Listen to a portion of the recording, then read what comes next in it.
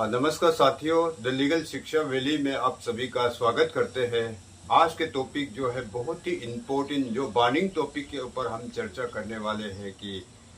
क्या है ये foreign contribution regulation act 2026। Video के जरिए से आज आप लोग जानेंगे कि ये FCRA यानी कि फॉरेन कंट्रीब्यूशन रेगुलेशन एक्ट क्या चीज है और इस FCRA को भारत में क्यों इंट्रोड्यूस करना पड़ा और कौन सा NGOs, कौन सा एसोसिएशन को, कौन सा जो कम्युनिटी के एसोसिएशन को इस कानून के जरिए से इफेक्ट होने वाला है। और FCRA को जो फॉरेन कंट्रीब्यूशन रेगुलेशन एक्ट को जो 2020 को जो है क्यों इसे अमेंडमेंट किया गया और उस अमेंडमेंट में क्या क्या नया रूल्स लाया गया, तो ये सारा चीज जो है हम इस वीडियो के जरिए से आज जानेंगे। तो साथियों, आप मेरे साथ लास्ट तक बने रहे और आप स्किप मत कीजिए कि आपको भी अपना कानून को जानने का अधिकार है। भारत में जो फॉरेन कंट्रीब्यूशन रेगुलेशन एक्ट को जो है 1975 को फर्स्ट टाइम इंट्रोड्यूस किया गया, जबकि प्राइम मिनिस्टर इंदिरा गांधी जी के समय में जब भारत में जो है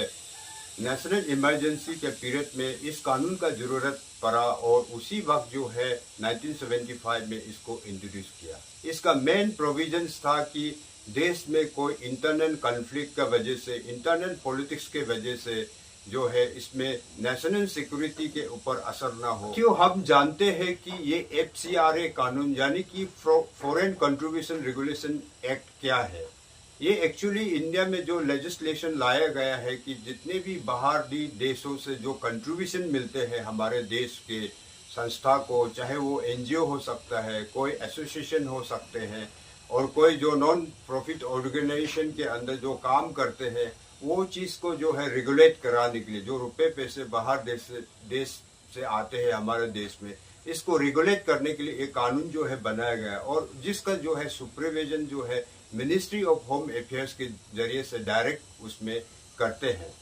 देश के अंदर जो दूसरे देश, बाहरी देश से जो फंड आते हैं उसको किस प्रकार से इस्तेमाल करते हैं, कि कहाँ उसे यूज करते हैं और कहीं ना ये रुपए पैसे जो है हमारे देश के खिलाफ यूज ना करे और नेशनल सिक्योरिटी के ऊपर थ्रेट ना हो, इसलिए जो है उसे डायरेक्टली जो मिनिस्ट्री ऑफ होम अफेयर्स के जरिए से इसे देख में काम करते हैं। हमारे देश में जो फॉरेन कंट्री से जो कंट्रीब्यूशन आते हैं वो किस प्रकार से जो है फंडिंग जो है आते हैं। तो साथियों, इंडिया में एक NGO हो, जितने बड़े बड़े संस्था हो और चाहे कोई एसोसिएशन हो, जितने प्रकार के जो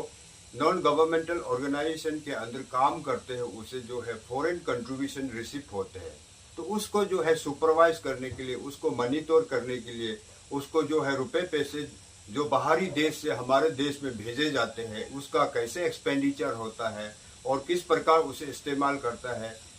कहीं ये रुपए पैसे को जो है हमारे देश के अंदर ही कहीं देश के खिलाफ तो काम नहीं कर रहा है और जिसके वजह से है जो नेशनल सिक्योरिटी के ऊपर थ्रेट तो कहीं नहीं है। इस प्रकार को डिटेल में स्टडी करते हैं भारत सरकार और जितने भी रुपए पैसे आएंगे उसे जो है डिजिग्नेटेड अकाउंट पर ही उसे डिपॉजिट करना होता है। यानी कि स्टेट बैंक ऑफ इंडिया में जो मेन ब्रांच नई दिल्ली में जो कोई भी NGOs हो, कोई भी एसोसिएशन हो जो फॉरेन कंट्री से जो रुपए रिसीव करते हैं, उनको जो है डिजिग्नेटेड जो है अकाउंट खोलना पड़ता है, वो नई दिल्ली पर, वो भी मेन ब्रांच पर। इस कानून के तहत ये भारत सरकार का ये मेन ऑब्जेक्टिव है कि कहीं वो फॉरेन कंट्री से जो कंट्रीब्यूशन आता है वो रुपए पैसे जो है कहीं हमारे जो रिलीजियस कन्वर्सेशन के लिए, रिलीजन का कन्वर्ट के लिए कहीं इस्तेमाल तो नहीं कर रहा है। वो सब सारा चीज को जो है इस कानून के तहत जो है उसको सुपरवाइज, इसको कंट्रोल और ये सरकार की तरफ से जो है निगरानी रखते हैं। अगर देश में FCRA कानून को अगर पास करता है तो इसमें किस किस कम्युनिटी को, कौन कौन सा इंस्टीट्यूशन को जो है साइड इफेक्ट होने वाला है, तो आइए चलिए देखते हैं उसे भी। ज्यादातर जो है NGO हो गया, आपका एसोसिएशन हो गया या कम्युनिटी बेस्ड ऑर्गेनाइजेशन, जितने भी भारत में जो इंस्टीट्यूशन है, इन सभी इंस्टीट्यूशन को जो है इस कानून के तहत जो है इफेक्ट होने वाले हैं। इसलिए यहाँ बहुत गर्मा गर्मी, चाहे वो पार्लियामेंट के अंदर हो चाहे पार्लियामेंट के बाहर हो, इस कानून को लेकर के अभी जो है भारत में जो है गर्मा गर्मी डिबेट चल रहा है कि इस कानून को अगर पास करते हैं तो देश में क्या, किस कम्युनिटी को, किस इंस्टीट्यूशन को जो है इफेक्ट पड़ने वाला है, और इसके वजह से जो है माइनॉरिटीज के ऊपर जो है उनका फ्रीडम ऑफ राइट, जो राइट दिया गया है हमारे कॉन्स्टिट्यूशन में, उसका वायलेट होगा। इस प्रकार से जो है गर्मा गर्मी जो है देश में अभी डिबेट जो है चल रहा है। कंट्रीब्यूशन रेगुलेशन एक्ट 2020 में जो है किसने भारत सरकार को इसे अमेंडमेंट करना पड़ा, और उस अमेंडमेंट के जरिए से क्या क्या प्रोविजंस को डाला गया, कौन कौन प्रोविजंस को ऐड किया गया, उसे भी हम देखते हैं सारा। इस अमेंडमेंट के अंतर्गत जो है जितने भी रुपए पैसे जो ट्रांसफर करेंगे उसके ऊपर जो है रोक लगाया गया, यानी कि बैन किया गया है कि सब ट्रांसफर नहीं करना है। सपोज मेन इंस्टीट्यूशन को, मेन एसोसिएशन को, मेन एनजीओ को जो है बाहर से जो है कंट्रीब्यूशन मिला है, तो उस कंट्रीब्यूशन के रुपए को जो है वो सब ट्रांसफर नहीं कर सकते, यानी कि दूसरे उनसे छोटे वाले इंस्टीट्यूशन को, छोटे वाले एनजीओ को फिर उसे ट्रांसफर नहीं कर सकते। जो एनजीओ हो, जो एसोसिएशन हो, वो बाहर देश से जो प्राप्त करते हैं कंट्रीब्यूशन, तो उसका जो एक्सपेंडिचर, यानी कि उस इंस्टीट्यूशन का एक्सपेंडिचर जो पहले जो है 50% होते थे, तो उसको रिड्यूस करके जो है 20% तक ही अपना एक्सपेंडिचर को लिमिट कराने का निर्देश जो है इस अमेंडमेंट के तहत दिया गया है। FCRA 2020 अमेंडमेंट के अनुसार जो है जितने भी इंस्टीट्यूशन हो, जितने भी एनजीओस हो जो FCRA के अंदर जो रेगुलेट करते हैं, उनको अपना अकाउंट जो है main SBI branch new Delhi पर ही होना, ये सभी को मैंडेटरी कराया गया है। अगला पॉइंट है कि नेशनल सिक्योरिटी और ट्रांसपेरेंसी। इस अमेंडमेंट के तहत जो है नेशनल सिक्योरिटी और ट्रांसपेरेंसी को जोर लगाया, क्योंकि कोई रुपए पैसे जो इंडिया में जो आते हैं वो चीज को किस प्रकार से ट्रैकिंग करे, कितने आए हैं और कहाँ एक्सपेंडिचर हो रहा है, और कहीं ये जो रुपए पैसे को यूज करके कहीं हमारे नेशनल की इंटरेस्ट के साथ कहीं कॉम्प्रोमाइज तो नहीं हो। 2020 FCRA अमेंडमेंट के अंतर्गत जो जितने भी ऑफिस बेरर्स उस पर्टिकुलर एनजीओ हो, एसोसिएशन में हो, काम करते हैं या ऑफिस बेरर्स मेंबर है, उन सभीयों का जो है आधार कार्ड रिवील करना जो है मैंडेटरी बनाया गया, यानी कि वो जितने भी अपने आधार कार्ड नंबर है वो सरकार को जो है सबमिट करना अनिवार्य बनाया गया है। तो साथियों, फिलहाल जो 2026 के FCRA के अंतर्गत इस कानून, जो प्रोपोज कानून के अंतर्गत जो है सरकार और रूलिंग के बीच में भी बहुत सारा आर्गुमेंट किया। तो सम क्रिटिक्स के अनुसार जो सरकार के फेवर में जो क्रिटिक्स है, उन्होंने कहा कि ये जो है पब्लिक का मैंडेट है और ये जो है देश के सिक्योरिटी को ध्यान में रखते हुए इस कानून को जो है लाना और इस कानून को जो है संशोधन करना, यानी कि अमेंडमेंट करना बहुत ही अनिवार्य है। इस सरकार में जो फेवर में जो क्रिटिक्स कहते हैं कि कहीं यो फॉरेन कंट्रीब्यूशन को मिसयूज ना करे और जिसके वजह से नेशनल इंटरेस्ट के साथ कहीं कॉम्प्रोमाइज तो ना हुए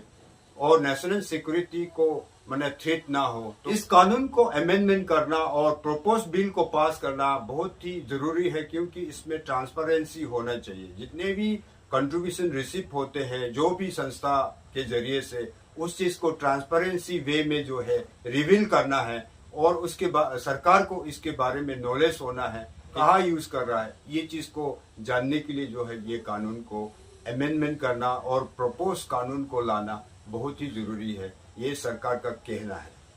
इसमें फिर ओपोजिशन बेंच का, ओपोजिशन पार्टी का ये कहना है कि ये कानून जो FCRA 2026 जो है ये माइनॉरिटी के खिलाफ है। माइनॉरिटीज के जितने भी राइट थे, अगर ये कानून पास होते हैं तो उनके लिए ये नुकसान होगा। वो अपने इंस्टीट्यूशन को अपने फ्री हैंड से इस्तेमाल नहीं कर सकते। जितने भी एसेट है, जितने भी रुपए पैसे हैं, इसका निगरानी अगर सरकार की डायरेक्ट कंट्रोल में होंगे तो जो है वो माइनॉरिटी के राइट के ऊपर, माइनॉरिटी के जितने भी एक्टिविटीज है उस पर हैम्पर होगा। ये इनडायरेक्टली डायरेक्टली जो है माइनॉरिटी राइट के ऊपर अटैक है, ये जो है अपोजिशन पार्टी का कहना है। नया जो FCRA 2026 का कानून के तहत ये एक प्रोविजन को भी सरकार ने डाला गया है कि अगर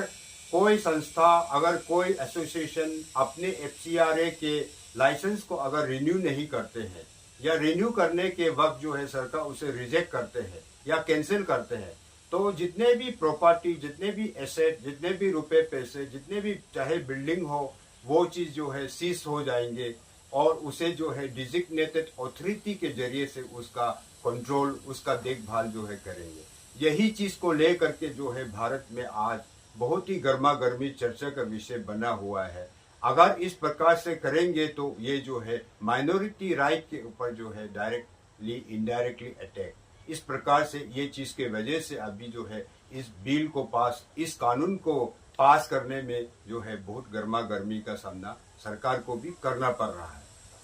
तो साथियों, मुझे उम्मीद है कि आपको इस वीडियो से कुछ ना कुछ जानकारी जरूर मिला होगा। तो मैं आपसे रिक्वेस्ट करता हूं कि इस चैनल को लाइक कीजिए, सब्सक्राइब कीजिए, कमेंट कीजिए और मिलते हैं नेक्स्ट वीडियो पर। Thank you so much.